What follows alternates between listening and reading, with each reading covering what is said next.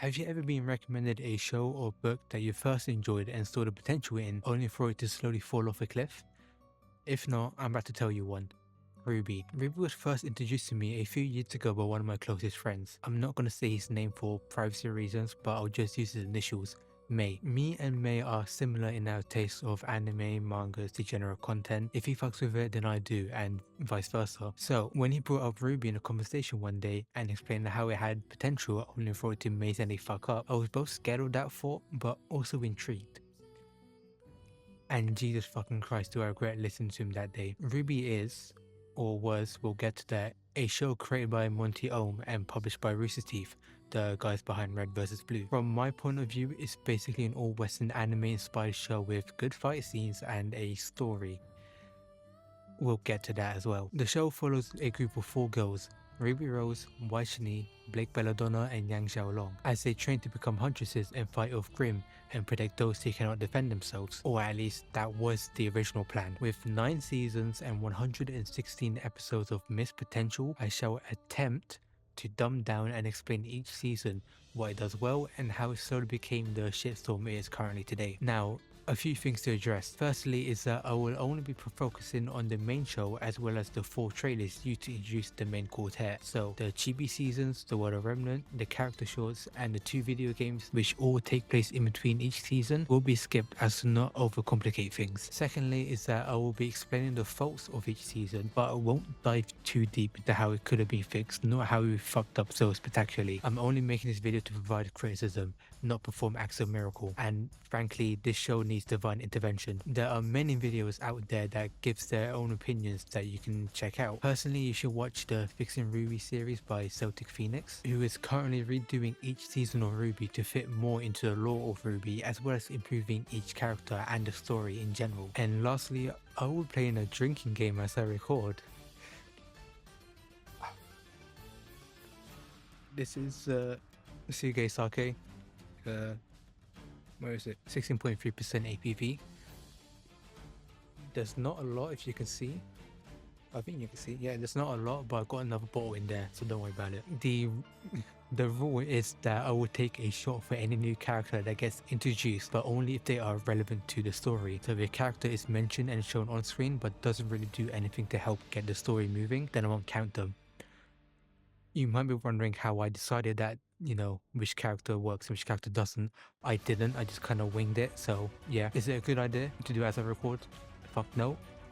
But I need to get through this shit somehow, and being sober will not help. So get comfy, grab a drink of your own, and join me as I poorly summarize Ruby and give my 2 cents into the downfall of a once highly praised series.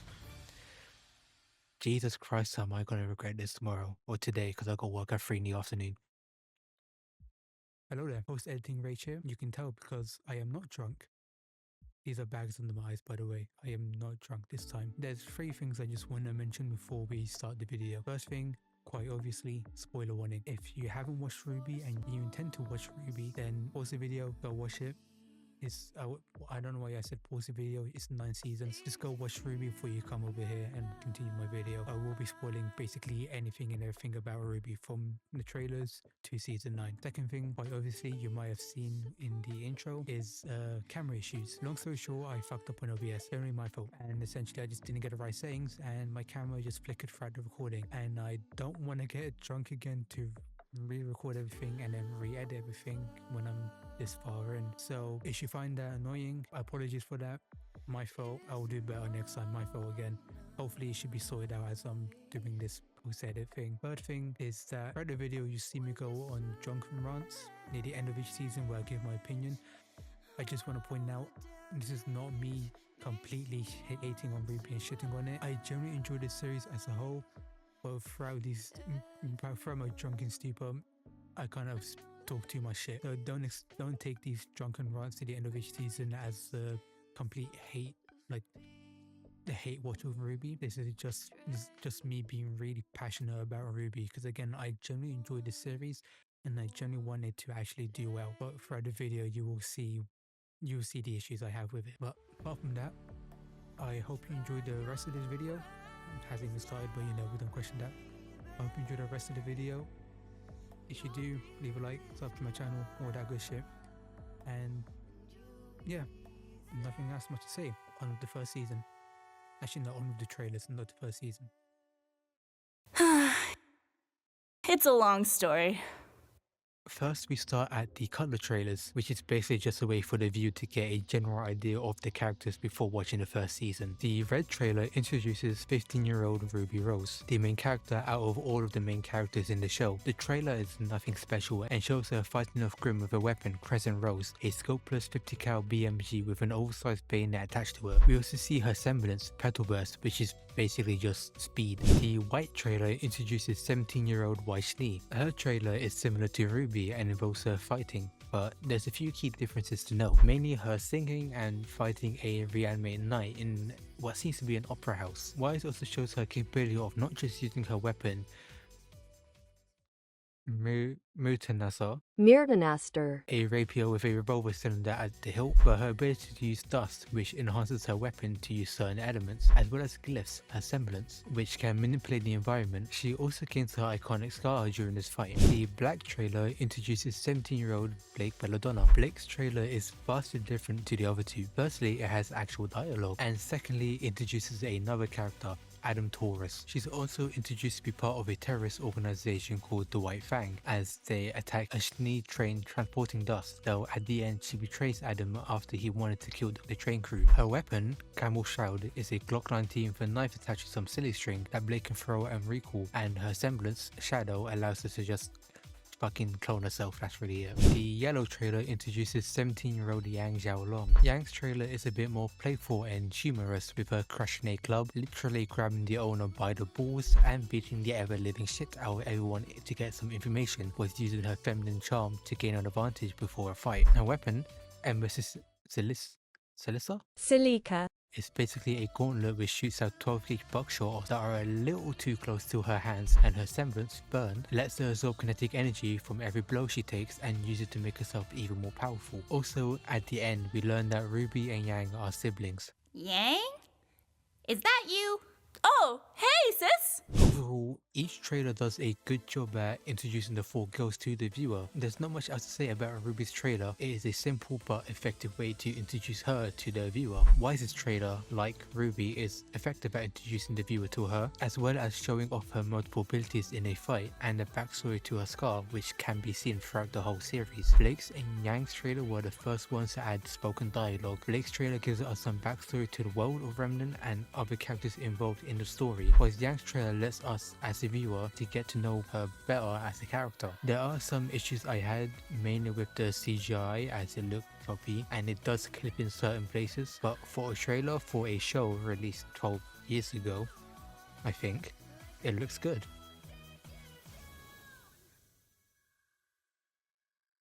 Hey, wait! Ah, great. Where am I supposed to find another nice, quirky girl to talk to? Welcome to Season 1. Season 1 starts with a backstory on how dust was made and how the four kingdoms were formed: Minstrel, Atlas, Bakuo, and Vale. The latter is where the first season will set in. We get introduced to one of the villains, Roman Torchwick, who is, and I cannot stress this enough, one of the most enjoyable and possibly well-written characters in the whole series. And later on, our second villain, Cinderfall, gets some screen time, though not every person introduced is a villain, as Glinda Goodwitch and Ozpin, meet with Ruby and let her enter Beacon Academy after fighting Roman and Cinder, helping her skip 2 years of school. Here is when the first season becomes more slice of life, as Ruby becomes accustomed to her new school life, while meeting people such as Yang, Jean Arc, Wise, Blake, Nora Valkyrie, Lyren,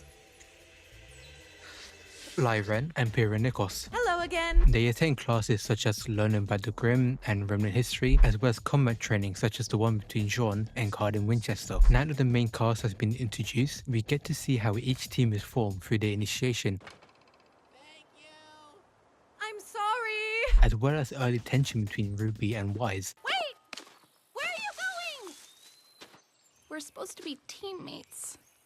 as they get accustomed to being partners and small explanations on how certain ability works, such as their semblances and aura. We also get to see an actual team fight between the main 8 against a Deathstalker and a Nevermore, showing the capabilities of each character and the synergy between each pair, whilst Ruby and Jean flex their leadership skills which help them become the leaders for Team Ruby and Team Juniper respectively. However, not everything is sunshine and rainbows. Wise is not happy about being shunned from the leadership position, only for Ruby to earn it when the teams were formed. What happened to all the talk about working together? I thought you believed in acting as a team.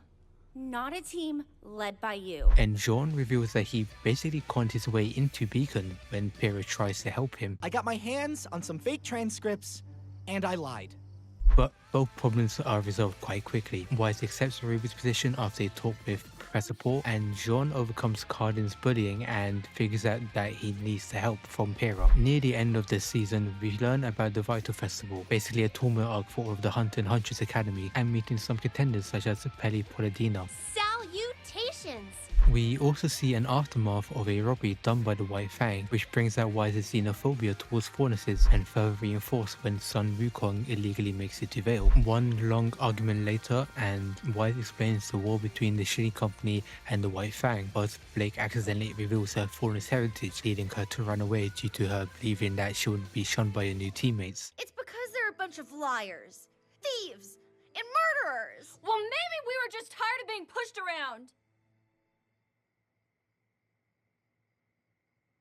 And explaining her backstory to Sun while the rest of her team look for her. The season ends with Sun and Blake fighting the White Fang at a shipping area filled with dust, and the rest of the team plus Penny coming in as backup, with the final shot showing that Wise and Blake have made up. Do you have any idea of how long we've been searching for you? 12 hours. That means I've had 12 hours to think about this. And in that 12 hours, I've decided I don't care.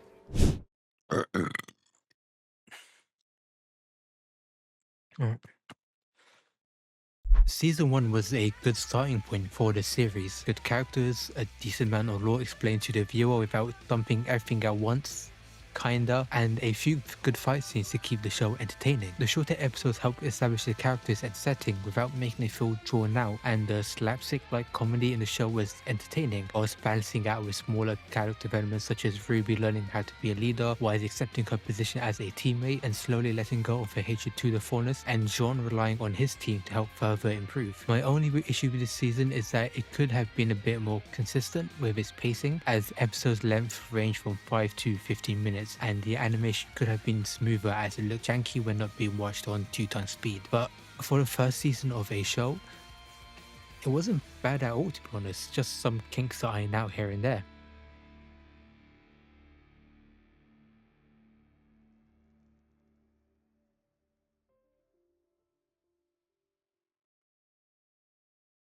Kingdom? You're an inspiration to every punk with a gun and a ski mask. Season 2 begins with new villains, Emerald Sustre and Mercury Black, joining Roman and Cinder after killing a bookstore owner. At Beacon Academy, a food fight breaks out, and new arrivals include Neptune Versilius and James Ironwood.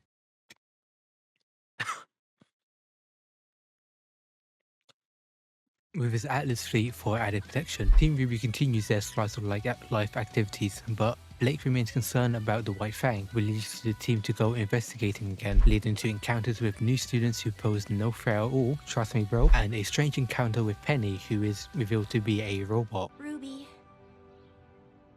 I'm not a real girl. Oh. Yang and Neptune visit a club to find leads on Roman, whilst Blake and Sun attend a White Fang meeting, resulting in a fight and the introduction of Trivia Neapolitan Vanille. Back at Beacon, Pyrrha fights Cardin's team and Mercury, who surrenders quickly for some odd reason. I forfeit. You don't even want to try? What's the point? You're a world-renowned fighter. We're obviously leagues apart. Yeah, anyway, it's party time by the way, and preparations for the school dance begin. Blake struggles with overthinking, Jean hopelessly flirts with Wise, Wise.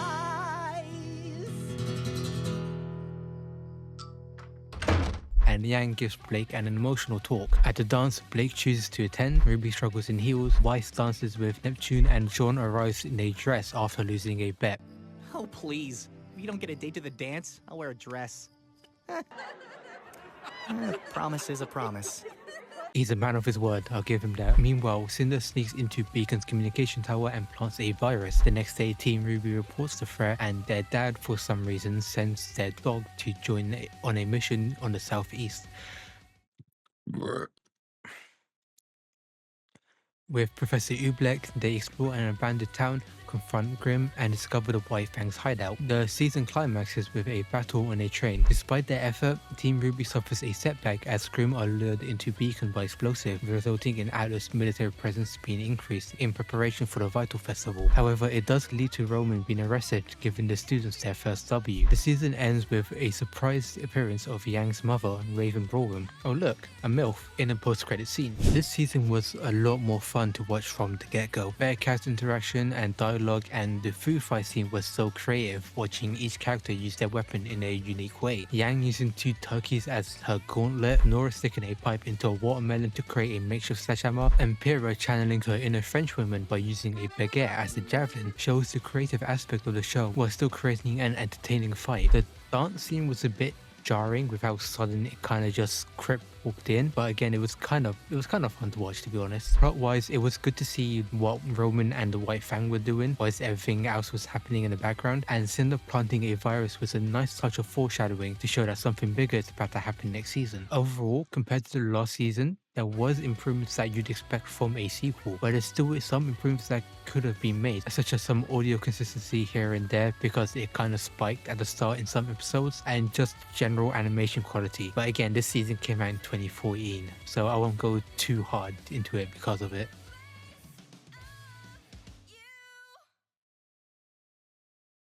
If you were one of my men, I would have you shot. If I was one of your men, I'd shoot myself. Season 3 begins with Ruby visiting her mother's grave alongside her father, Diane Xiaolong, before quickly shifting to the Vital Festival tournament. Team Ruby and Team Juniper enjoy the festivities, including Juniper winning their match. Nora, just hit him with a hammer. Got it. And Neptune struggling with his fear of water. What's wrong with Neptune? Oh no. Neptune's afraid of the water. Wise faces family drama as her card gets declined due to her estrangement from her father. 2 key new characters are introduced: Wise's sister Winter, a specialist in the Atlas military and another MILF, and Ruby's uncle Crow Braun, a spin ally and a alcoholic. He was drunk. He's always drunk.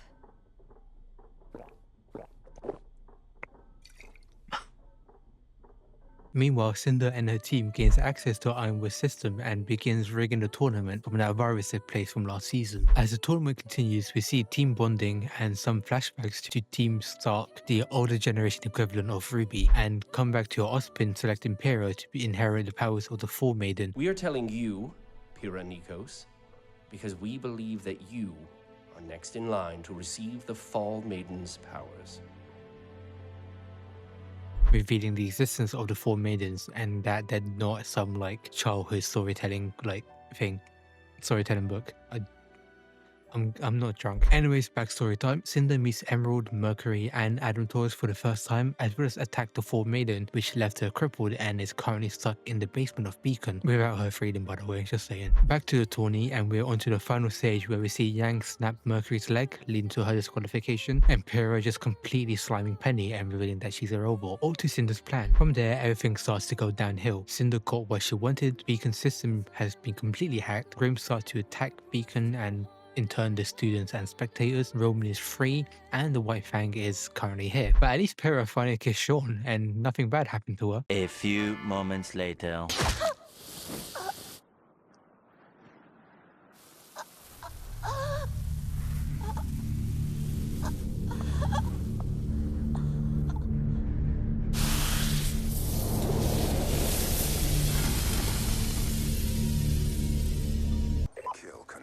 This whole fight can be considered a Pyrrhic victory.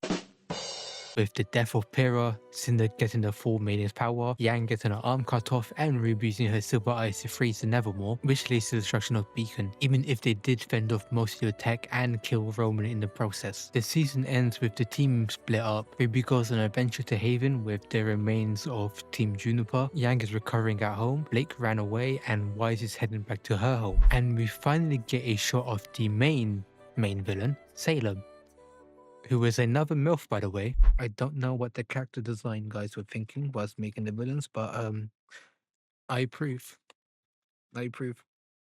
This season probably had the most lore dump out of the 3 current seasons, with the Torment arc only existing to keep the viewer entertained and showing off more side characters that exist in the world of Remnant that you will never ever meet again. That's not a joke, by the way, you won't see half these characters ever again. Whereas there were some comedic scenes, it focused more on the story and had a serious tone to it as they start to expand past the barrier of Beacon and in turn Veil, whilst killing off characters that either helped progress the plot, like Pyrrha, or because they had no reason to be part of the story, like with Roman. Which is annoying as Pyrrha and Roman were probably the most fleshed out characters in the whole series, and from this point onwards, the characters start to feel a lot more hollower in my opinion. Another major thing to talk about is the death of Monty Oum, Ruby's creator and main director. Monty died during the development of season 3, which the development lead and main script writing was handed over to Kerry Shawcross alongside Miles Luna. Moreover, Monty was the main choreographer for the fight scenes for the first 3 seasons, as well as working with his wife, Sheena Duquette, who remains uncredited for the first 3 seasons. From this point onwards, we see the effect it had as Monty could not get Ruby back on track to what he wanted Ruby to be, and Sheena was basically just barred from working on Ruby. You know, the only other person who knew what Monty wanted out of the whole series. Yeah, nah, she wasn't even allowed to enter the office, fam. She wasn't even allowed on the fucking premises. Fuck off. If you want to know more about the behind the scenes, one of Ruby's animators, Shane Newville, wrote an open letter diving deep into Ruby, the treatment Rooster Teeth gave to their employees post Monty, and the difficulties he faced as Monty's creation slowly died and turned into another Rooster Teeth IP. Again, I'm not going too deep into the downfall of the show as it's not why I'm making this video. I'm kind of just doing it because I wanted to shit on Ruby for I don't know how long, and I thought it was a fun idea to get drunk whilst doing it. But I just want you to at least know from this point onwards, it genuinely, like without sarcasm, without jokes, it genuinely gets worse from here. Yeah. So enjoy. And if you enjoyed the rest of this video, leave a like, leave a comment, sub to my channel. Yeah, I mean, I've still got a bit of alcohol left, so I'm not entirely drunk yet, but right now, my script is now saying I need to take 12 shots for the next season, so I am fucked. But yeah, like, comment, sub. If you got an anime, manga, I do video games sometimes. If you got a recommendation, leave it in the comments below and I'll get to it. Yeah, and on with the video, I guess. It's time to wake up and face reality. Okay, so next couple of seasons, it's going to get confusing as Team Ruby have all split up. If you would, please consult the graph as I try to explain my schizophrenic creation. To keep everything coherent, or somewhat coherent, I'm gonna run each event for each character or group as a single timeline, and once they cross paths with each other is when I'll start combining anything that happens into a bigger summary. So, for example, I'll explain what Yang and Wise are going through separately in their own paragraph, and once they meet up is when I'll start talking about what they do together in another paragraph. Yeah, it's really confusing with how the show splits everyone up and plays out everyone's plotline simultaneously. Season 4 starts with a new animation engine and Cinder's team at Salem's hideout along with 3 more villains. Our thoughts, Steven Kalos,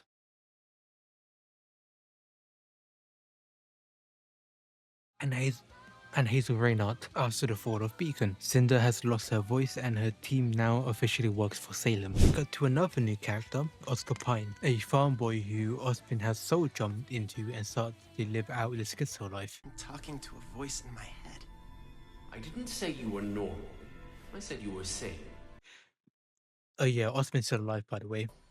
I'm not gonna get the child. Wait, don't take the child. Don't take the child, please. I beg you. You can take the child. Let me check the Kotoga. You can take the child. Good trade. Good trade.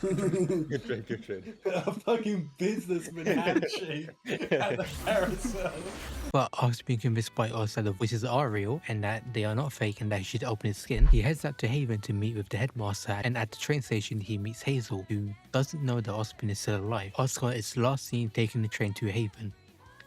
And that's all we get for the new character, by the way. He just kind of talks with us for a bit, heads to the train station, and kind of dips. That's it. Ruby, along with Sean, Nora, and Ren, now called Team Ranger or Team Junior, whichever you want, I don't care, set out for Haven Academy in Minstrel, helping villagers and fighting Grim along the way. Ruby leads the team while Sean steps into a strategist role, still mourning Pyrrha and training with her through old recordings, whilst experiencing some sort of mummy praise kink.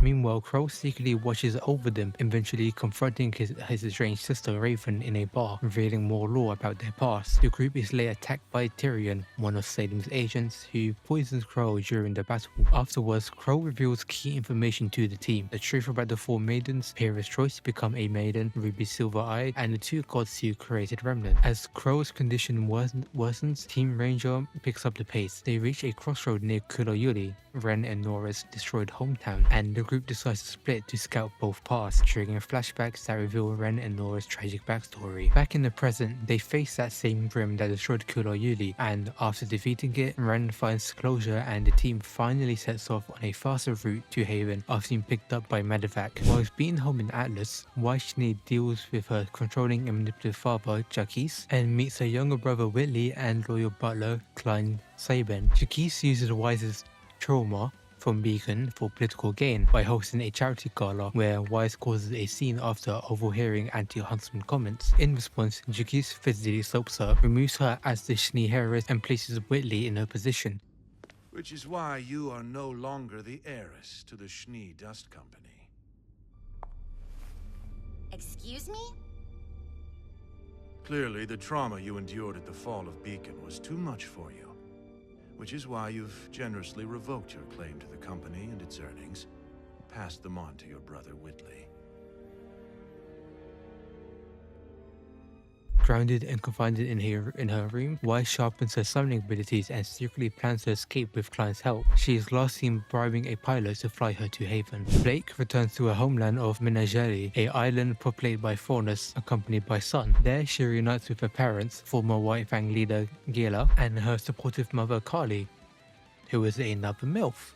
Surprising, I know. While at home, Blake tries to emotionally recover from the Beacon attack, but trouble follows. The White Fang still have influence in Menageli, now led locally by Corsac and Fennec Albane. After bonding with her father, Blake and Sun catch a Fang spy near their home, revealed to be Ilya Amitola, Blake's old friend. Following Sun's injury during that encounter, Blake finally opens up about her trauma and learns to rely on her friends. Meanwhile, it is revealed that Adam plans to overthrow the current White Fang leadership and create another attack on Haven like what he did with Beacon.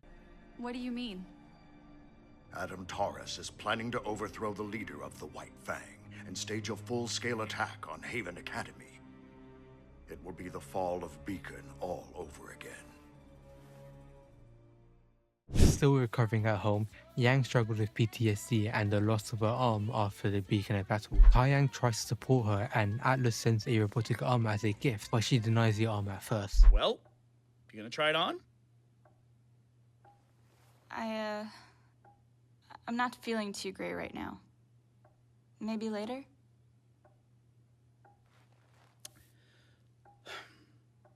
Well, all right. Though, through a heartfelt conversation with Taiyang, Professor Paul, and Dr. Oobleck, who for some reason just kind of turned up at Taiyang's house, don't ask questions, Yang regains her confidence and confronts her dependence on her semblance. Taiyang also opens up about Raven, Yang's estranged mother, and her abandonment. With her strength and resolve restored, Yang sets out on a journey to find Raven, riding off with a new arm and her bike to reach her bandit camp.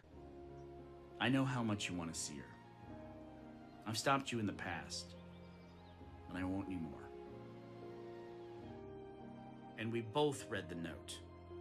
We know your sister is headed to Mistral. So, where are you going?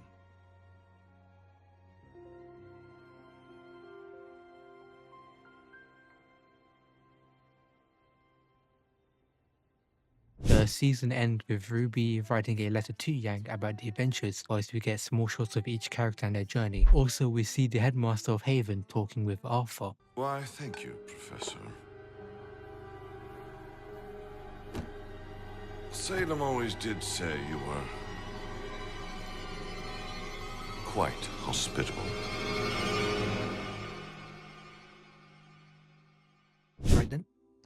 Where to start? Well, first, it's all over the place, as you can't tell. The constant cut between each character and what they're doing makes the pacing so inconsistent, as we spend 1 minute with Oscar for some reason, then half the episode with Team Ranger, and then end the episode with either Wise, Blake, or Yang. It would have been a lot easier to just make a block of 3 to 4 episodes and have each block basically for each character. So 3 to 4 episodes for Oscar, not like you need that much because he just left out for 1 episode. 3 to 4 blocks of episodes for Wise, 3 to 4 for Blake, 3 to 4 to Wise, 3 to 4 for fucking Team Ruby. Obviously I'm saying 3 to 4 as a benchmark because obviously someone like Yang doesn't need 3 episodes, maybe 2 at the most. Blake probably needs like 3, Wise probably needs 2, the rest of them go to Team Ruby since they're the main people. But my idea is that if the season did what I said, have like 3 to 4 blocks or a certain amount of blocks for each character, it would have created a more consistent and better flowing storytelling that doesn't confuse the fucking viewer. I mean shit, the fact that I had to think about making a graph to show a dumbed down version of the progression in the season already shows how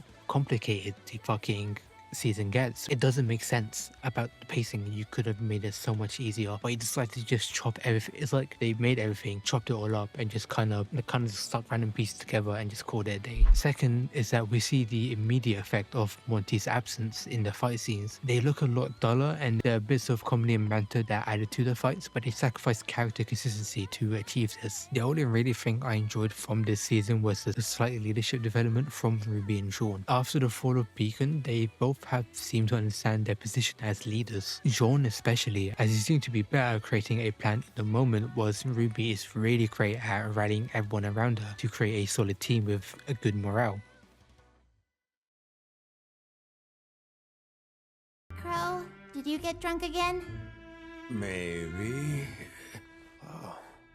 Gira and Sun finally align on the threat posed by the White Fang, whereas Ilya tries to convince Blake to leave Menageli. Blake refuses, determined to fight for her home. Meanwhile, Adam seizes full control of the White Fang by murdering the previous leader, solidifying his violent leadership. Back in Menageli, Gira prepares a public speech denouncing the Fang, while Ilya openly opposes him. Blake and Sun try to rally support after the speech, but are met with apathy from the Faunus population, who prefer to live the quiet life on their island. Ilya, who is now ordered to assassinate the Belladonnas, takes Blake away from her home to secretly warn her of the Fang's plan. However, it turns out to be a trap, only disrupted thanks to his son's timely return. At the Belladonna estate, a battle breaks out, ending in the death of one of the White Fang leaders in Menageli and the arrest of the other. With the truth exposed, the citizens of Menageli, including Ilya, side with Blake and the Belladonnas. Together, they prepare to head to Haven to stop Adam and the White Fang. Dean Jr., Ranger, I don't care anymore, reunites in Haven and meets with the headmaster, Leonardo Lionheart, who reveals there are no hunters protecting the relic. No, Reckless is leaving one of the relics completely unguarded. Crow suspects the Spring Maiden is with Raven and shares this information with Lionheart because he trusts him. However, Lionheart secretly relays this to Cinder. Meanwhile, whilst the team settles in at Haven, Crow goes drinking again and encounters Oscar, who reveals himself to be the current host of Ozpin. Ozpin formally now introduces himself to the group, explains his reincarnation ability and begins training them, while Crow searches in vain for reinforcements. The show also takes time to explore Oscar's internal conflict over his role. I'm scared. I'm more scared than I've ever been in my life, than I ever thought was possible. I always knew that I wanted to be more than a farmhand, but this? Who would ask for this? And Ruby's grief over losing Penny and Pyrrha, as well as her reasons for continuing the fight against Salem. If it had been me instead, I know Dave would have kept fighting too, no matter how dangerous it was. So that's what I choose to do. To keep moving forward. Why Wise nears Haven by airship, but a grim attack forces a crash landing. Captured by bandits, she attempts to escape on her own. Meanwhile, Yang, searching for Raven, beats up a bandit who turns out to be part of Raven's tribe. He leads her reluctantly to the bandit camp where Yang confronts her estranged mother. Raven tries to convince Yang to join her and reveals more about Ozpin's past, her own decision, and the bigger conflict. During this encounter, Yang also reunites with Wise, who had escaped captivity at some point. After learning more about Raven's intention and rejecting her offer, Yang and Wise use Raven's portal to reunite with Crow and the others in Haven. After Yang and Wise reunite with Team Ranger, they catch up on everything, including the origins of Crow and Raven's bird transformation. Meanwhile, Cinder and her team locate Raven's camp, seeking the Spring Maiden. Yang vents to Wise about Blake abandoning them, comparing it to the past abandonment by Raven and Summer, while Wise opens up about her dysfunctional family, deepening their bond as teammates. Meanwhile, Cinder confronts Raven and strikes a deal: help steal the Haven relic, kill Crow, and in exchange, Raven's tribe walks free, though it's clear that Salem won't keep her word. At Haven, Ozpin and Crow suspects Lionheart's betrayal. Team Ruby heads to confront him, during which Yang spots Raven in bird form, at which point the truth comes out. Lionheart is working with Salem, and the White Fang prepares to destroy Haven. During the chaos, Wise is seriously injured, but Sean unlocks his semblance, a healing aura boost, and saves her. No, I don't think I'm healing her. Our aura heals our bodies. It feels more like I'm using my aura to amplify hers. Meanwhile, Oscar reveals to Hazel that Ozpin accidentally caused the death of Hazel's sister. Back at the vault, Cinder betrays Raven, only to discover Raven is a real Spring Maiden, not the decoy she brought with her. Because Vernal isn't the Spring Maiden. I am! Blake returns with the entire Faunus population to fight the White Fang, and Ilya disarms the bomb planted by the Fangs while Yang and Raven descend into the vault. Inside, the team fend off attackers as Raven kills Cinder, marking a major victory for the good guys. Yang and Raven confront each other at the vault, and Raven admits she gained her powers by killing the previous maiden. At that point, they reach an understanding. Yang takes the relic to battle Salem, whilst Raven returns to her tribe. You don't want to do this, Yang. Nope. But I'm gonna do it anyway. Outside, Adam escaped after facing Blake and Sun, and Blake rejoins with her team inside. Salem kills Lionheart for his incompetency, and Yang returns with the relic, making the attackers retreat. However, Emerald releases a hallucination asylum as a last threat and act of defiance to Team Ruby. In the aftermath, Gera becomes the leader of the White Fang again, and Blake reunites with her team, signaling a hopeful future. Season 5 is a bit better in terms of its pacing and storytelling, since the team slowly comes back and form one cohesive group again. It's still a bit confusing with all of the jumps between the characters at the start of the season, but it levels out at around the halfway point of the season. Story-wise, there are some good developments, but not enough to show any progress. We get some shots of what Salem and company are doing throughout the season, and near the end we see the plan come to fruition in a way, but there's nothing major when compared to the last season. The fighting is meh, I guess. To be honest, this season felt really long and boring. Nothing really grabbed my attention throughout the season, and I just started to zone out most of the time. Honestly, season 5 was definitely the weakest season as of now. Also surprisingly, only one new character was introduced, which is a first for the series, since they like to introduce random fucking side characters throughout the whole show. So yeah, that's good for me. Only one shot. I've got this much left, if you're wondering, by the way. I'm not sure you can see it. But yeah, we're getting to the end of the ball. Don't lie to him, Ruby. We're better than that.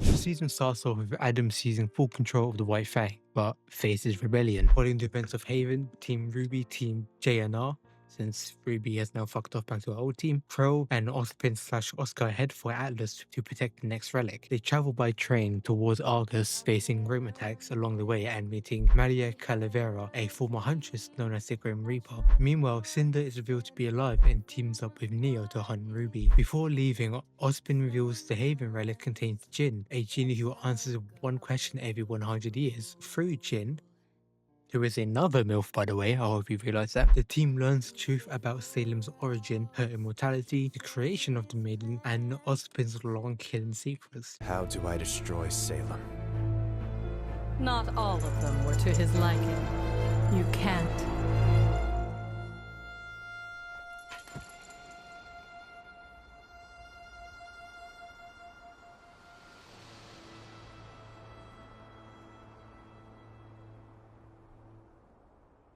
This completely destroys the team's trust in him, causing Ozpin to vanish from Oscar's consciousness. What happened?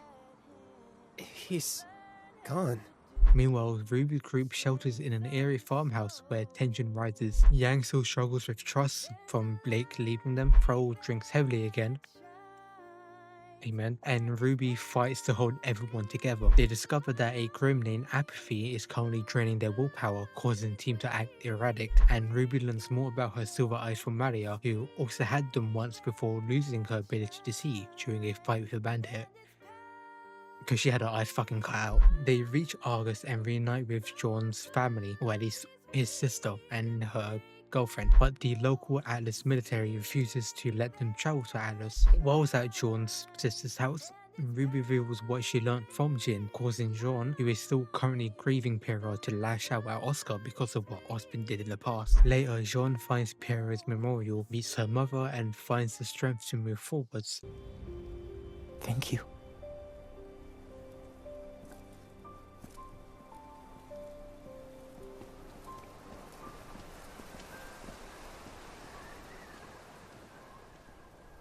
With no official path to Atlas, the team decides to steal an Atlas airship to expedite the process, with Weiss smuggling Maria on board to pilot, whilst Yang and Blake disables the communication tower. There, however, they encounter Adam, leading to an intense fight where Yang and Blake kill him. Meanwhile, the others defend a mecha controlled by the base's leader sent to stop them. Near the end of the fight, a sudden grim attack happens and the team escapes amid the chaos. The stolen airship nearly crashes, but Oscar, with Ozpin quietly returning, helps save the day and the group finally reaches Atlas. Overall, this season was actually decent, which isn't saying much with how shit, the past 2 seasons have been, but it's still something, I guess. The build-up of tension once Team Ruby learns about the truth about Salem and Ozpin, and a second time when Team Junior learns about it, was a much needed breath of fresh air into the series. It gives the viewer something to be interested in as you watch the group slightly drift apart, as they have varying thoughts of what they can do and can't do to defeat Salem. Ruby has become a much better leader,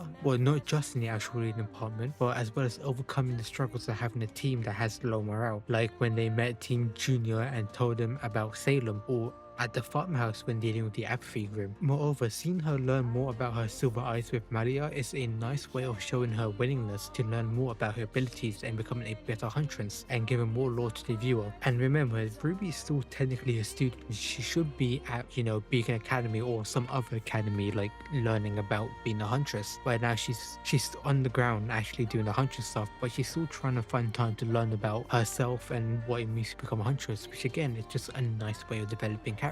Jean as well, he finally had some time to self-reflect after seeing Pyrrha's gravesite and realized that he had to improve as a leader, otherwise he'll fuck up somehow in the near future and might lose another person either on his team or on Team Ruby, or might even just be some random civilian that he might just have some feelings. However, this season just had to fuck up somehow, mainly with what they did to Ilya, Sun and Neptune. Now, I kind of understood dropping Ilya, as she would have been a bit too similar to Blake, a foreigner who used to be part of the White Fang but left them to help the good guys, but being one of the few open LGBT plus characters as of now in the series. Hey, almost didn't see you there, because, the camouflage? Wrong tree. They'll figure it out. Maybe the writers could have added her as a rival to Yang for Blake, since, clearly Ilya has a thing for Blake and Yang also is currently developing a thing for Blake as well. Maybe they could have given her a spot on Team Junior, since they're still not a full team at this point with only 3 members, and Oscar doesn't really count as he is basically part Ozpin. Now with Sun and Neptune, From this point onwards, Sun and Neptune are never seen again, apart from one cameo but we'll get to that as well. Personally, Sun and Neptune had the best on-screen chemistry out of all of the duos. They worked well with each other as they bounced jokes between them and sent light verbal jabs at each other. Their behavior felt a lot more natural when compared to the other duos. Like, this is something I could see happening in real life between two friends. So for them to appear for like 1 minute at most and then disappear for the rest of the whole series, not just the season, but the whole series, was both annoying and confusing. Like, why is Team Junior still relevant when the show should be more focused on Team RWBY, since that's the name? It's called RWBY, it's not called Team RWBY, it's not called RWBY and Junior. Or if only Jean is relevant to the story, why keep Nora and Ren around? Get rid of them and keep Jean for story progression. Their decision to keep some characters and remove others just doesn't make sense to me. But yeah, overall the season was just meh. Nothing really stood out that much that made it, nothing really stood out from the season that made it either good or bad. It just kind of felt meh. Okay, so let me get this straight. Yep, still here, everyone. Oh, season 7. 3 more. Team RWBY, Junior, Crow, and Oscar arrive in Mantle, the city beneath Atlas, which is under strict lockdown. They reunite with Pietro, Penny's father, and learn that Penny is alive, or well, rather, is rebuilt. We have so many things to catch up about. I cannot wait. It seems we will have to wait. The team is soon arrested by Aesop's, Atlas's elite team, including members Winter, Clover Ebby, Maro Amin, Elm Adun, Harriet Reed, and Brian Zeki. I was gonna drink for everyone except for Winter, but I'm not gonna do that. I've decided I'm not gonna drink for those guys. As you can't tell, I'm fucking tired right now.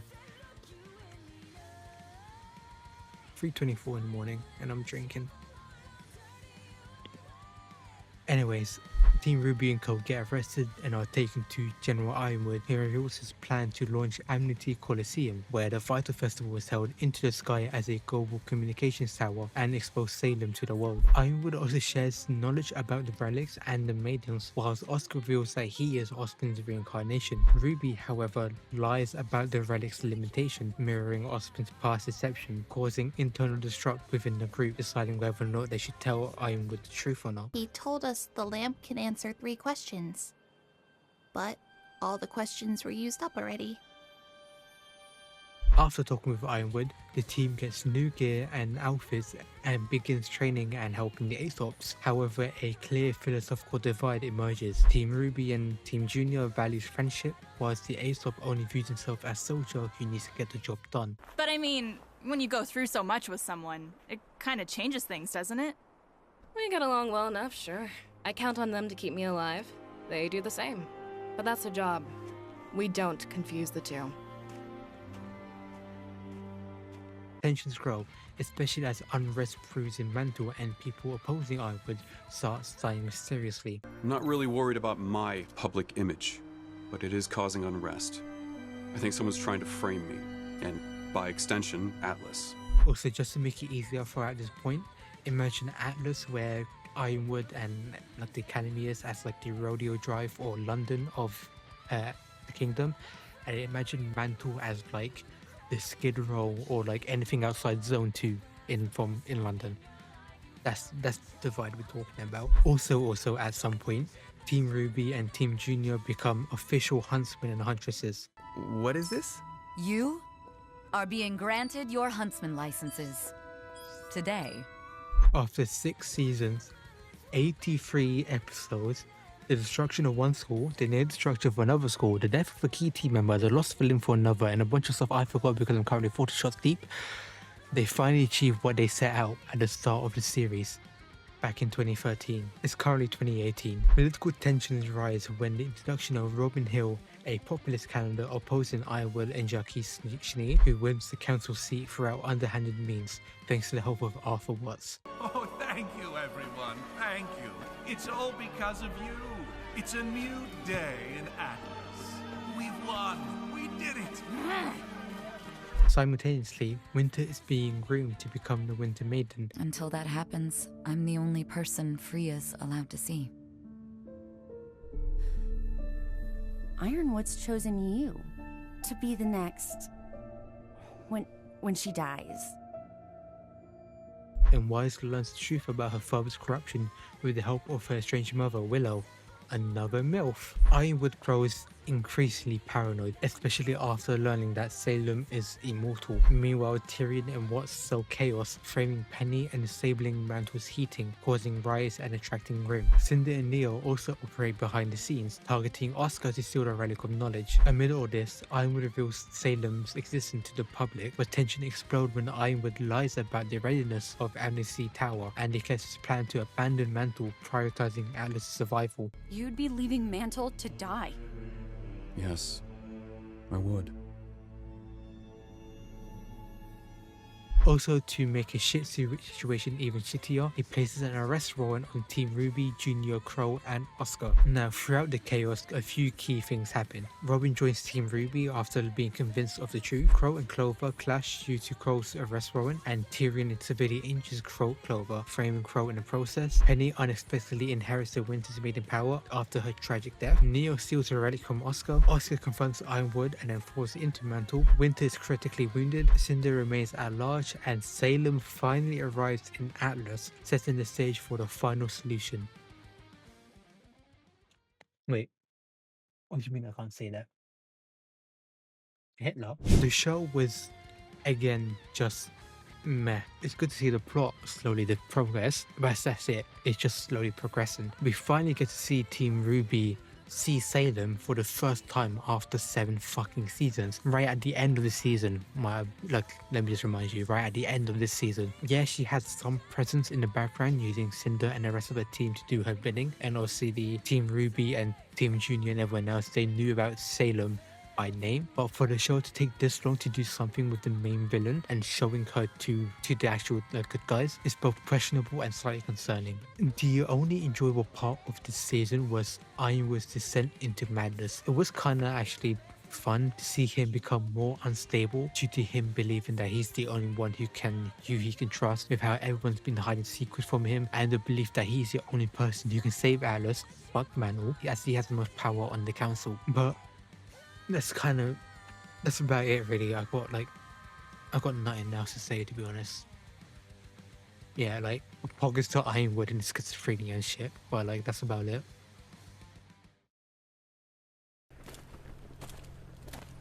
Still got a job to do. Alright, season 8. This season begins with Neo and Cinder returning to Salem with the Relic of Knowledge and regrouping with Tyrion. Meanwhile, in Mantle, the grid shutdown causes chaos. Team Ruby splits into 2 due to some infighting with the call made by Jean. Yang's team, which consists of Yang, Ren, Jean, and Oscar, help civilians and fight off Grimm. Meanwhile, Ruby's team, which consists of Ruby, Wise, Nora, Blake, and Penny, aims to launch Amnesty to send a global warning to the rest of Remnant. Ruby's group infiltrate Atlas, but Nora is badly hurt in a battle with the Aesopes, leading them to regroup at Wise's manor, all but for Penny, who helped launches Amnesty Tower and sacrifices herself to keep the platform afloat and gets infected with a virus before she falls down. After the broadcast, a massive Grimm horde heads over Mantle due to the negative emotion it creates. Over at the Shiny Manor, an infected Penny crash lands at the manor and tries to attack Team Ruby before having the spread of the virus halted for the time being. Team Ruby and Whitley, who was kinda just like being chilling at the manor, help organize civilian evacuation using the SDC ships. We can order as many as we need to pilot our ships down to the crater and get people to safety while the Grimm are occupied with the General's forces. Whereas Ruby uses Silver Eyes to fight off a human like Grimm. Meanwhile, Oscar is captured by Salem after a Grimm who developed wings abducts him from the city. Whilst being interrogated, he earns Hazel's sympathy, as he was basically just forced to join this fight and had to leave his family life because Oscar just chose him to be his new host. Back in Atlas, Ironwood spells further, kills a councilman base, and plans to bomb Satan's ship with Oscar on board. Science team is putting together a bomb. When it's ready, we'll drop it off as close to the target as possible. Then your team will deliver it on foot. However, Winter gives Yang's team time to rescue Oscar before destroying the ship, which is completed by Oscar himself as he uses Osborn's staff, leading to Hazel's death, who at that time has swapped sides and betrayed Salem along with Emerald, who escaped with Yang and the rest of her group. Now that everyone got their turn for character development, we can focus on this season's main antagonist, Ironwood, who is currently planning to bomb Mantle again, if Team Ruby does not surrender themselves to him. Team Ruby, Team Junior, Oscar, and now Emerald all devise a plan to fool Ironwoods and find their way to the vault, where they can get the Staff of Creation, which can be opened up by Penny. Eventually, Penny is turned into a human using the Staff of Creation, permanently removing the virus. Ruby and Co open up portals to evacuate for mass evacuation. Cinder, however, using a final question from Jin, discovers Ruby's plan and attacks the portal, which kills Penny. However, Penny transfers the Winter's maiden power to Winter just before dying. In the Portal realm, everyone just has a massive fucking fisticuff and everyone falls into the void, with the exception of Nora, Ren, and a bunch of other characters I can't remember. The season ends with Salem now in possession of 2 of the 4 relics. Season 8 does some good things for the series. First is that they actually acknowledged Nora's lack of character when not with Ren. So actually bringing that up and showing that they might start to develop her character more is really good, whilst not sacrificing the relationship she and Ren have built up through the series.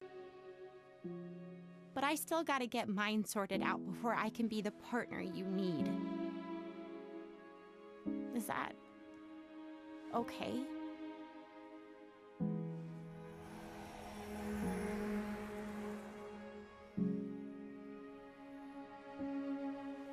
It's definitely okay.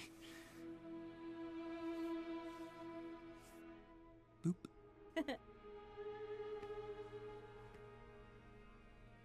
To be honest, they could have done that during their journey to Haven, as it would have been a lot easier to focus more on Nora than instead of now, with everything going on all at once. But, you know, better late than never, to be honest, which is, to be honest, the best we can get out of this show. The same with Jean's leadership, because for some reason, this stupid, unintelligent, dense, brainless, simple-minded, empty-headed, cum-guzzling, singular-cell fuckwit has more character development than the titular characters. And speaking of other characters that are for some reason better than the titular characters, Sun, Neptune, and Ilya make their last cameo for the whole series. You know, the 3 people who were probably the most interesting, and 2 of them being in the series since season, well, Sun was in from season 1 and Neptune from season 2. So basically from the fucking start. Yeah, those 2 characters, they got one of the send-offs of all time and will never be seen or mentioned again. Aside from all that, the season was again just meh in some areas and just fucking shite in other areas. Again, because that's Ruby for y'all. How's the hero biz treating you? I gotta say, you're not looking too good. Anyway, season 9. My camera's out of focus. Season 9. This season picks up with Ruby falling into the magical realm called the Ever After, a surreal, wonder-like world filled with magical It's Just Alice in Wonderland Ruby edition. She meets a talking mouse named Little.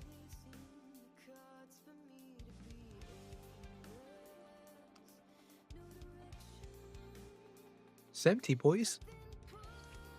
We fucking did it. The boat was empty.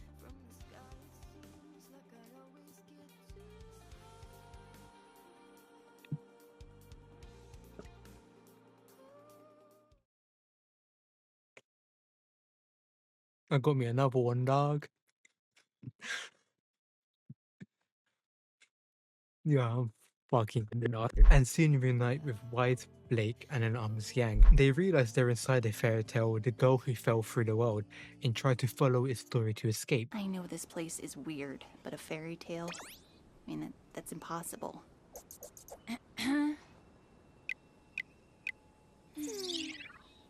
They recover Yang's arm from a raccoon, Ruby finds a piece of penny sword and the team reaches a castle to play a bizarre chess-like game, but are saved by the local guide called Golo Akechi. I mean the Curious Cat. Meanwhile, Neo, who also fell into the world and is now able to clone herself, begins hunting Ruby using makeshift Grim. As they journey to the tree, which is their way back to Remnant, they meet the Herbalists and each team member reflects on why they became a huntress. And I am a huntress. I am a huntress. I am a huntress. Except for Ruby, who struggles with doubt and identity, the Herbalist challenges them with hallucinogenic tea, triggering further self-reflection, but results in the cat eliminating the Herbalist. After taking hallucinogenics, the team head to the local market and meet an older Jean, who is now the rusted knight of the story, who explains he spent years in the ever after taking and destroying a time-reversing plant. He voices his distrust against the cat, and the team learns more about Alice, Lewis, a unnamed character in the original story, and the Curious Cat's manipulation of both characters. Now that they have regrouped, Jean takes Ruby to a paper village and tries to protect fragile beings called the Paper Pleasers, refusing to let them ascend, which is basically this world's version of reincarnation. After they die and Jean crashes out on the girls, they're gone because of you! The walkers came for you because Neo hates you! Oh, and let's not forget the reason we're in the Ever After in the first place is because of your plan that didn't work! What about you? It's all about you! Ruby breaks down from the pressure of leadership, runs away and drinks enchanted tea, triggering a psychological spiral. The cat tries to take advantage of an unconscious Ruby, but ends up possessing Neo instead. Meanwhile, Ruby experiences a vision, meets her mother Summer, another MILF, and ultimately discovers her sense of self, breaking free from a mental and emotional burden. Meanwhile, the rest of the team currently fights the cat. With Ruby's return and the cat defeated, Neo decides to stay in the Ever After to find herself. Team Ruby and Jean, who is now young again, return to Remnant. The season ends with added lore about the two gods and the creation of the Ever After. The season finale was just all over the place. The show has some really good moments, such as Ruby finally going through the struggles of being a leader, something that Jean went through time and time again ever since Pyrrha died. Now Ruby finally gets the season and it gets sorted down in that single season, unlike Jean, who actually went through peaks and troughs of leadership which helped develop his leadership skills. Speaking of Jean, it's great to actually see him get over the fear of failing in Atlas, him coming to terms that failing isn't always bad and is needed to grow as a person. We've been telling ourselves that failing means we're no good. But I can guarantee even the best huntsmen in history, they've all lost. But they were still incredibly brave. And good. Wise. Again, shows just how, he's basically the poster child of Ruby, even though he's not in the name. He has the most, he had the most screen time and has the most character development, and he's technically just a side character. Doesn't make sense, does it? Another good thing, finally, is that Blake and Yang finally got together and made the whole Bumblebee ship a thing. And it's Lin Vision to break it! 8-round hiatus, or rather 8 years it's been, they take it. Lin Vision, all the way from stage 1, stand up, jump up. Speaking of ships, fucking check out the Wikipedia page for this ship, baby.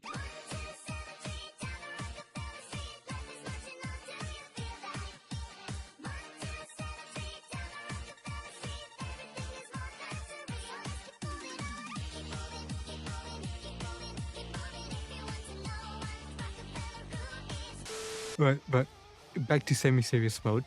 It's great to see the show fully develop their relationship as what they've been through throughout the show and rewards the viewer with something enjoyable for once. But the major thing I hated from this season, there's a lot of things I hated, but the major thing was Wise.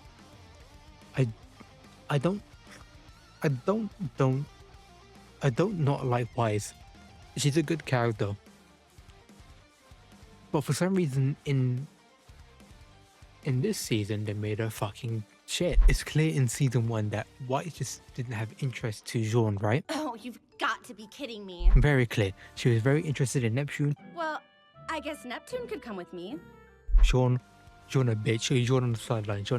We don't give a fuck about Jean on season. We don't give a fuck about season 1 Jean. Season 9 Jean we give a fuck about for some reason. Okay, that's what Weiss does. When Weiss sees Jean in season 9, despite the fact that she went from season 1 not liking Jean at all, or like through that way, from season 1 she liked Neptune and didn't like Jean. Now we're here at season 9. For some reason she's head over heels for him. And when did you get so mature? It doesn't make sense. It goes completely against who Weiss is. Weiss as a character, in my opinion, is what used to be a stuck-up rich girl who used daddy's money for everything. But as time went on, she matured. She'd had her own views in the world. She learned how to deal with problems by herself. She learned how to trust other people. She learned how to just see the, like, how can I say it? She learned how to actually look for the truth rather than sitting back and making everyone else happy by listening to what the lie is saying. That was Weiss as a character. Weiss as a character was, again, the rich girl who, as time went on, grew up and learned to become mature, learned to become a partner, learned to become a teammate. Remember, she hated being the teammate for Team Ruby. She wanted to be the leader in season 1. Come season 8, like season 7, season 8, season 9, she's happy. She doesn't give a fuck about leadership. She's supporting like the whole team. If they need her to do something, she's gonna help. She's gonna fucking crack on and do it. I guess they ran out of what they could have done with Weiss, as they just turned her into the comic relief character, where all she did was just kind of just crack jokes. They could have made Yang or even Blake be that like comic relief character, especially Yang, because Yang basically has gotten over her trauma more or less. It's Blake who was kind of like still iffy, but Yang has gotten over her trauma more or less. So she could have just been the comic relief character, and then like she could have been the funny man, and Weiss could have stayed the straight, like kept being the straight man of like the jokes. It just would have made sense for more sense for Yang to be the funny character and Weiss just say the normal, or even Blake to be the funny character. It would still fit, but making Weiss the comic relief character makes no like fucking sense at all. And again, I'm not saying that she can't have her funny moments, but being the funny character throughout the season again makes no sense. They had 2 other perfect characters to do it with. Why did they choose Weiss? Overall for the season, it was alright, to be honest, compared to the past 3 seasons. I forgot how many. Ruby actually got some character development after everyone else had theirs, and we get left on a cliffhanger. Permanently, after 9 seasons, Rooster Teeth have completely shut down, and Ruby has been acquired by Viz Media on the 5th of July. Season 10 has been confirmed to be in early writing and development. What does that mean? We don't know yet, but at least for the time being, the series isn't officially dead yet. Maybe, hopefully, allegedly. Please don't die just yet. I need more shitpost content. Meanwhile, Ruby has been uploaded to official streaming platforms such as Hulu and Apple TV, and the box sets for the early seasons are being reproduced. Also, their YouTube channel is active again, posting community posts and small clips from the show to keep the fandom entertained whilst they get season 10 done. Apart from that, there's like nothing else notable for what's going on. Like nothing else really. As a whole, Ruby was a semi-enjoyable experience. The first few seasons showed potential, but once Monty sadly passed away and left the picture, the flaws slowly started to appear, and the show gradually went downhill with its spotty character development, if there was any, shit story writing, if it existed, poor fight scenes that had no character consistency when compared to the first 3 seasons, and just throwing away side characters that could have made the show a lot more enjoyable. I'm not saying you couldn't kill them, but at least keep them in like your show. If you wanted to get rid of again Ilios son Neptune, kill him. Go ahead. That's fine. Go kill him. But 1, give me a reason, and 2, just keep him around. If you got nothing. It makes the show more entertaining. I don't know what to say, man. Honestly, it has gotten to the point where the fandom is providing better content, such as the Fixing Ruby series I mentioned with Celtic Phoenix, or even fanfics that are a lot more enjoyable and provide better storytelling while staying true to the character's behavior. Yes, I read a fanfic. Shout out to May one time, my fucking brother. I don't really know what else to say, to be honest. Probably because I'm like 50 shots deep, baby shots deep, my ad, but that's beside the point. With how fucked the development was for Ruby after season 3, the show just stopped being enjoyable and more of a slog to watch. Like generally, like watching the show, I realized how fun the first 3 seasons were and how weak the rest of the show was when compared to the first 3 seasons. Sure, there were some standout moments in each season here and there. Excuse me. Like there's not one moment that actually made the season stand out from the rest. It didn't make the season like enjoyable from the rest. The story was just meh overall. Most of the characters were not enjoyable, and the ones that were enjoyable aren't even the main characters or fucking died or just fucking left. How do you make your side characters more enjoyable than your main characters throughout a 9-season show? 116 episodes, I think I wrote that in my script in the top. 100+ episodes, 9 seasons, and your four main characters, you couldn't make a single one of them stand out, or like you couldn't make your 4 main characters, at least one of them, more enjoyable than the side characters that you just added in every once in a while. The fight scenes throughout the series varied in quality. Again, at the first 3 seasons, or first two or three seasons, peak. And then it kind of dropped off. It did cope, there has some parts where it showed potential, but overall, the quality of the fight scenes were just meh. Again, the show does have some good moments scattered throughout each of the seasons. Don't ask me what or where, I'm too drunk to recall, but they do exist, I'll give them that. But to get to those scenes, you have to sit through watching dog shit after dog shit just for 30 seconds of a dopamine hit. And honestly, I cannot think of like anything good to say about the show overall. So I'm just gonna end it here.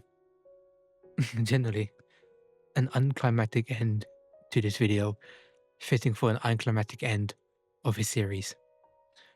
For now, at least. We'll see how season 10 goes on, if it can get past development.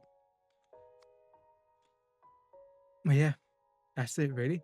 Generally, I don't know what to say really. I guess the usual shit. If you like the video, leave a like.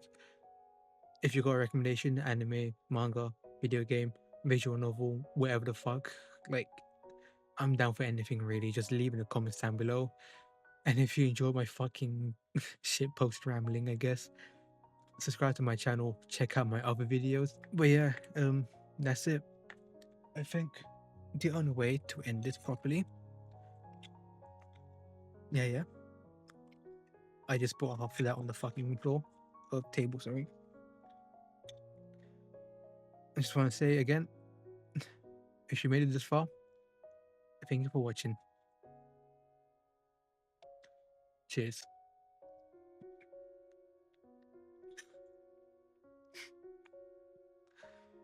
Gang shit. And deuces, by the way.